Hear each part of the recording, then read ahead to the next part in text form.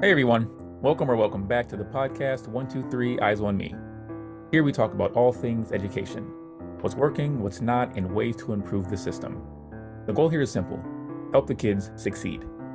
My name is Aaron, aka Mr. Jackson, and today we have with us the Fine Arts Grants Curator, Maria-Elena. I appreciate you taking the time to speak with me. Thanks for being here. Thank you so much for inviting me, Aaron. I'm so happy to be here. Tell us a little bit about yourself. Sure. So I'm Maria-Elena. I'm originally from Charlotte, North Carolina. I have been a dancer for just about the majority of my life. Since the tender age of 3 years old, I've enjoyed classical ballet, jazz, contemporary. Ended up going to school for dance at University of North Carolina at Greensboro, also known as UNCG. I did my undergrad in dance, Bachelor of Arts specifically. Ended up getting my master's in entrepreneurship. I have had a passion not only for the arts, but also for the business side of things, which led me in my pursuit in the master's program. And I did that at Western Carolina University. And this was before kind of the arts administration major at UNCG. So fast forward, ended up meeting my husband. We've been married for over 8 years now. And yeah, I'm currently the Fine Arts Grants Curator for Guilford County Schools, which has been just my dream position. It's a perfect blend of project management and arts administration. So my two passions, the arts and the business administration type of work. And so, yeah, that's a little bit about myself. Perfect. I love it. Thank you. Yeah, it's very important that we have fine arts in schools. You know, school can be very boring for kids. So it's great that they have that quote unquote outlet, which is, the fine arts program. Core classes can only get them so far, but that's great. Yeah. All right, we're going to go and play a little game. I like to start off with a game called One for One. So I'll say a word, and then I just like you to reply with the first one that comes to mind. Are you ready? Okay, I think so. All right. No pressure. The first word is school. Safe space. Second one is students. That one word? It's fine. No, you're fine. I've had it happen before. Yeah. So the second one is students. Precious. Third one is money. Tool. And then the last one is time. Management. Yes, that's a big one. So I like how you said money is a tool. Why did you put that word specifically? Yeah. Money itself is not inherently good or evil. I think it really is just a tool to navigate through life, right? To survive and to even build wealth. So that's it's kind of this neutral ground, if you will. So that's why I thought about that word. Definitely.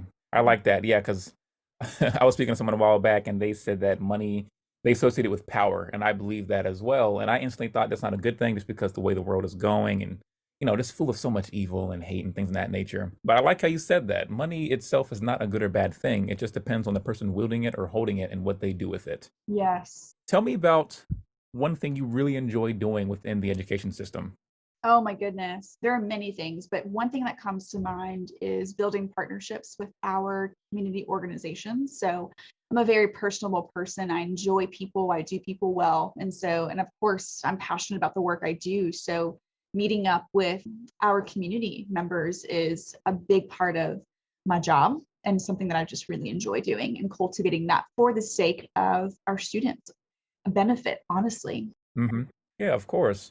I think it's very important that we have community engagement. As I mentioned earlier, kids, they get bored in class. And, if their parents aren't involved with their schoolwork, things in that nature, if they don't have extracurricular activities, whether it be, I don't know, chess club or sports, things can become dull very quickly. So it's good to, outreach and do things apart from, being in school from, I don't know what it is now, 7 to 2:30, 7 to 3. So I'm glad that you're big on that community engagement.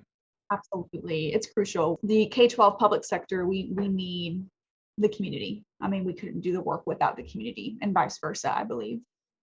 Definitely, 100%. When it comes to something that you're not too fond of, I know there's many things, but what's one thing that's really been just bugging you lately that you wish was out of the system?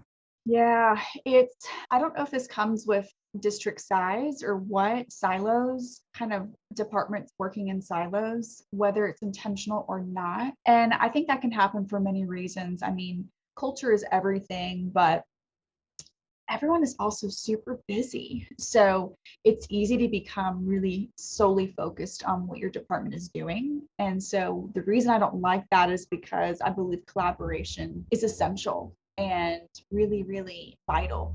So that's something that comes to mind specifically. I like that. Yeah, it's definitely good because the first thing I think of is innovation. We can't keep doing the same thing over and over. We're gonna have to expand and collaborate and do things differently if we want to move forward as Yes, a generation. absolutely. And I think it's very powerful when at the district level, collaboration is modeled for others, even at the school level.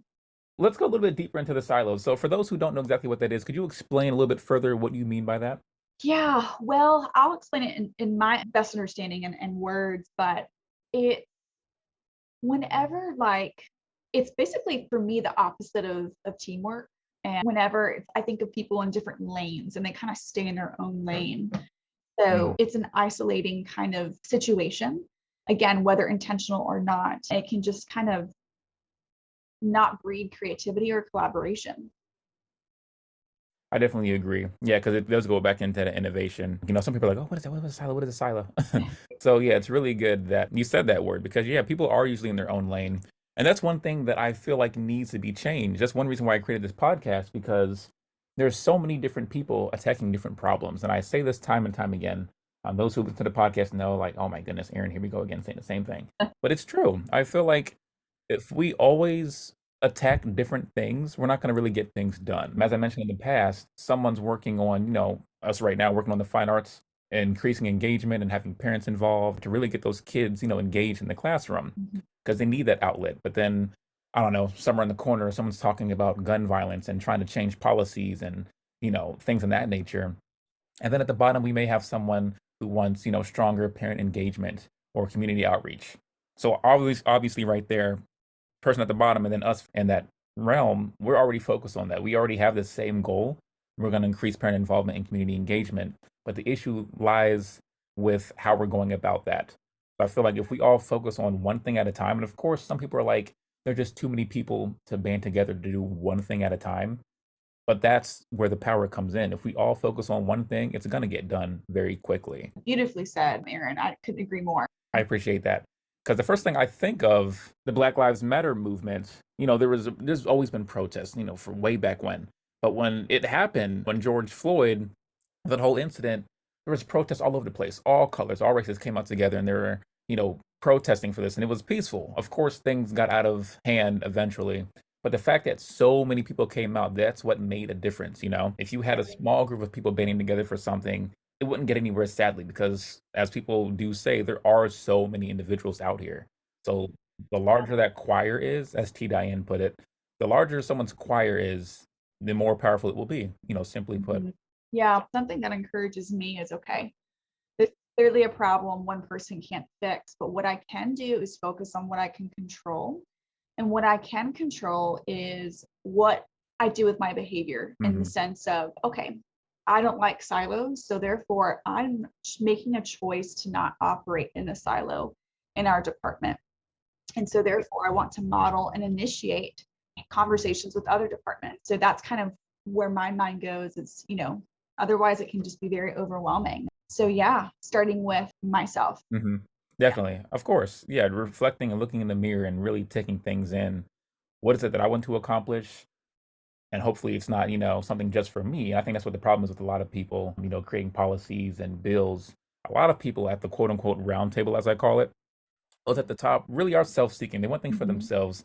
They want to make sure their family's all right and that they're Mhm. okay and that they're just, bringing in the money for themselves. But the things they pass and the mindset that they have, it's really affecting people. And of those who are intelligent, those who are gaining that wisdom and understanding about things that are going on, those are the people that we need to, fight off that negativity. Mhm. Because sadly, there are people up there who are just self-seeking and they're, self-righteous and they think they're doing good, or they know they're doing bad and they don't care because no one's going to stop them because they don't understand. The more we educate people, this is why the education system is so, so important.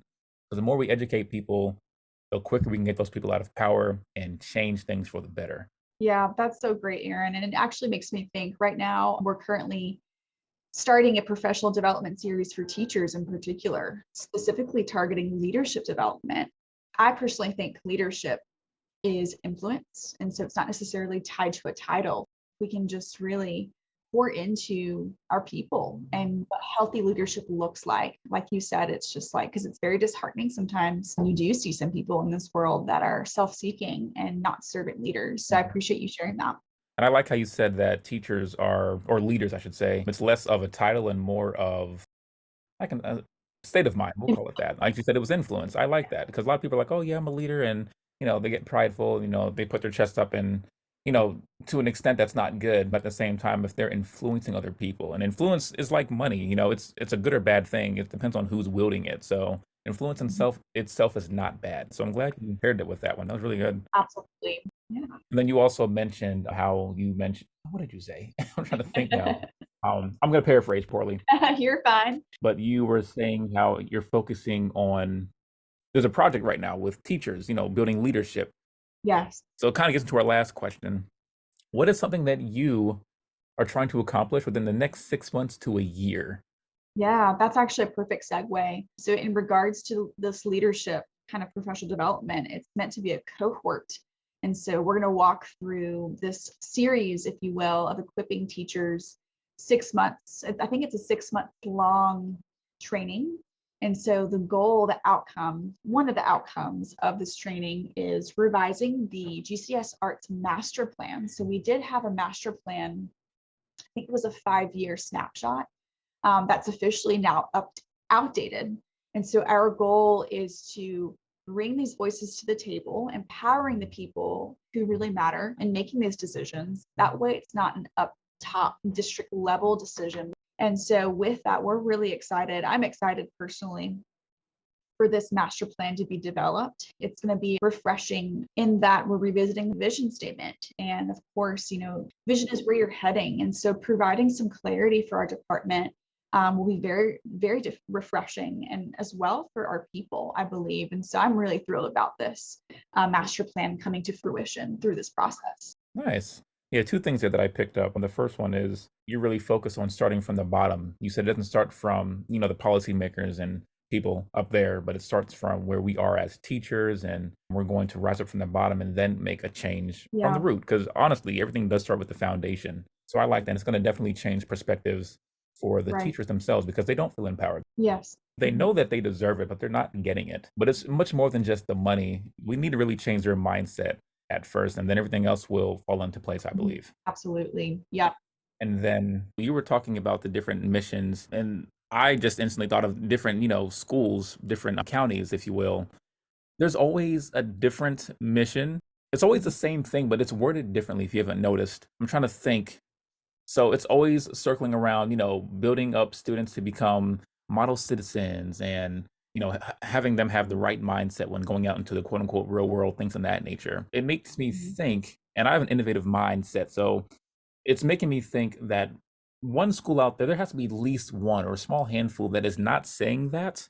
Then it's not a bad thing that they're saying that, but it's just getting recycled. It's kind of like, I don't know, public water. It's recycled, Yeah. you bring it back, it's clean, and then it's there again. It's not 100% clean because you recycled it or you quote unquote purified it. But I feel like if a school out there really does want to make a change and bring students and parents to their schools, they're gonna have to change their mission to where it doesn't sound like everyone else's. Because there are so many ways to say something, but Yeah. it's gonna get old eventually. Someone really needs to branch off and say something. Yeah. Because I'm just tired of hearing the same thing over Yeah. and over. That's just me personally. I'm not sure how you feel about that. Actually, that's now that you bring that up, that is a good point. Something that comes to mind, I think this is my entrepreneurship background, but maybe districts should tune into, well, what's your value proposition? What makes your district Hmm. different? Not necessarily better, Right. but different, because there's something there. Not every single district Mhm. looks the same. We're not meant to look the same. So there are definitely some commonalities, but that's a really good point that you brought up. I'm like, yeah, it'd be great for districts to really lean into that value proposition. And it's great that you mentioned that it's different, not necessarily, oh, we're better than this person, we're better than that person. It's not about who can reach to the top, Yeah. because my goal is we should all just rise to the top together. That's what I believe. Yeah. I appreciate you saying that.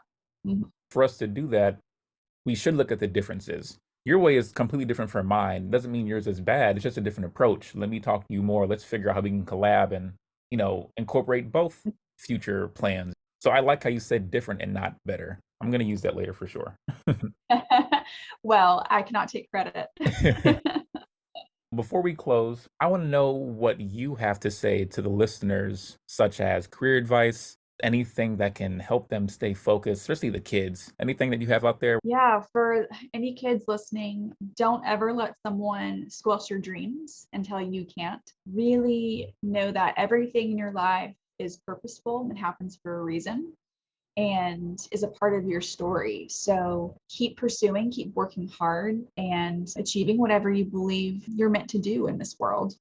And you are valuable. You are the generation of today, not necessarily just the future generation. And people do care about you and your success. So that's some of my words of wisdom, I guess, and encouragement for any students that are listening. Thanks for that. Well, Maria-Elena, this was really good. I'm glad that we had this talk. I love how they're short You. and sweet. Sometimes they're very long, and I don't have anything with that because, I've been a teacher. I've been in the classroom, so I know how to stretch out time. But I love how they're short and sweet because I am pretty blunt. There's a lot of power in time, and when people really do, have a lot of quality in just a short amount of time, I feel like it really speaks volumes. I agree with you on that. It makes for a very intentional conversation whenever there is more of a limit. Yes, And it fits well into our culture. Yeah, as you kind of of touched course. on. Yeah, I agree. This has been really fun, actually. It was such a pleasure to have you speaking with us. Thank you for the wisdom that you poured on all of us as well. Oh, thank you so much for having me. It's been a joy. All right, I'm glad. Well, all right, Maria Elena, you have a good rest of your day. All right, you too.